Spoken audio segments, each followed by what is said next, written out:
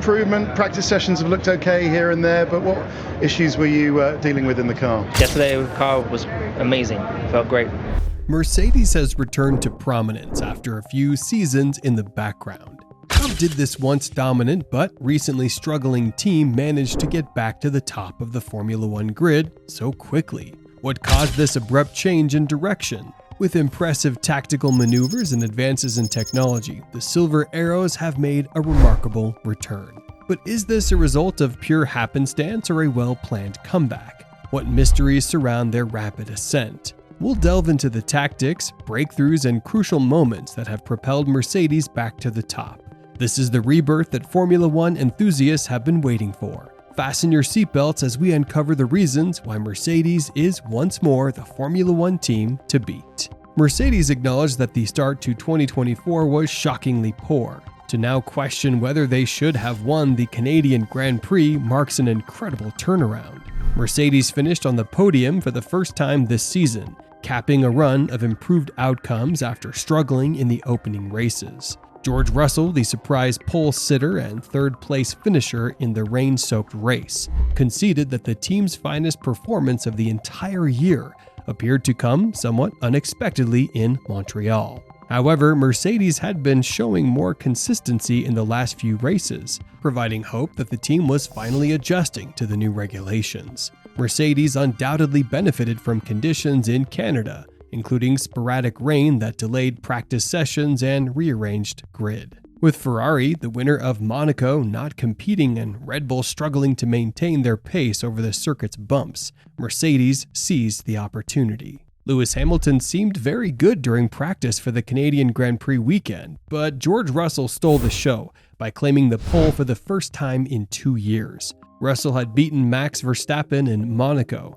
marking Mercedes' second race in a row performing on par with Red Bull. Russell and Verstappen posted the same lap times in qualifying at Canada, demonstrating the intense rivalry between the two squads. The cars, however, approached their times differently. Red Bull showed an advantage in corner entrance speed, likely due to different wing levels and gearing schemes, while Mercedes triumphed in acceleration zones from slow corners. Mercedes excelled in the rainy conditions and the circuit's distinct features, which both played crucial roles in the race dynamics. While an oval like this might not have been as suitable for Mercedes earlier in the year, Russell led the first stint of the race in Canada and fought hard the entire way. Russell lost track position at the outset due to his aggressive usage of intermediates, and later made an error that caused him to fall behind Lando Norris of McLaren.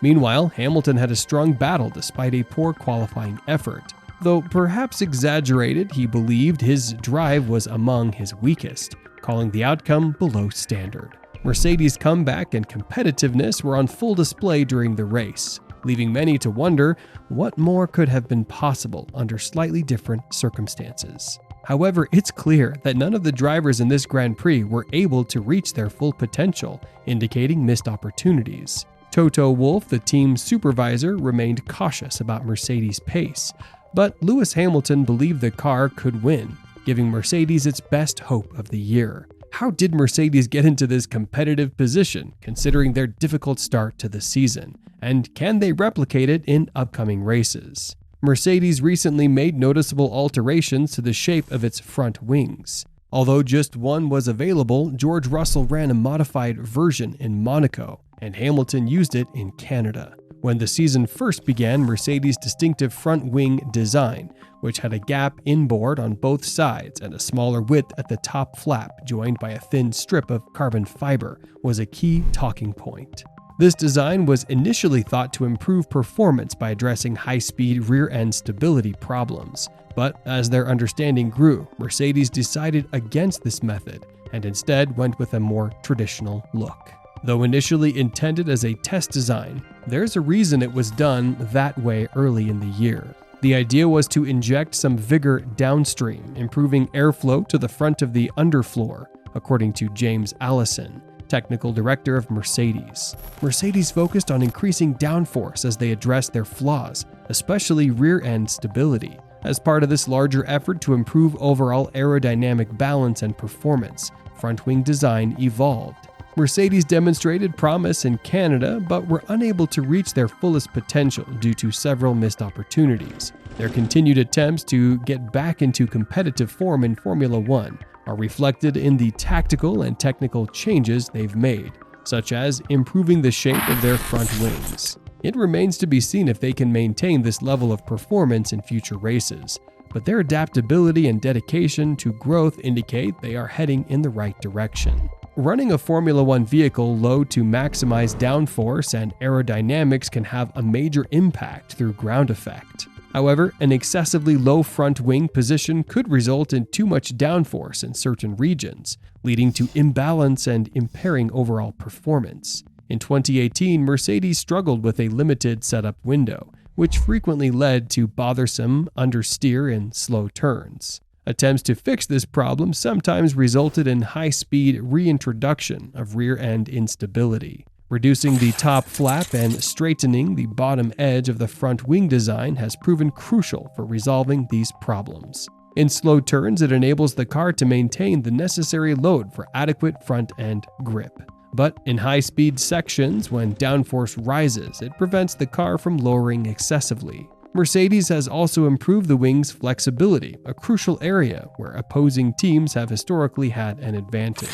Controlled flexibility is an essential component of Formula One engineering, even though aerodynamic components must be primarily rigid to maximize performance. But Mercedes has improved more than just the front wing. Extensive modifications to the car's exterior and floor have been instrumental.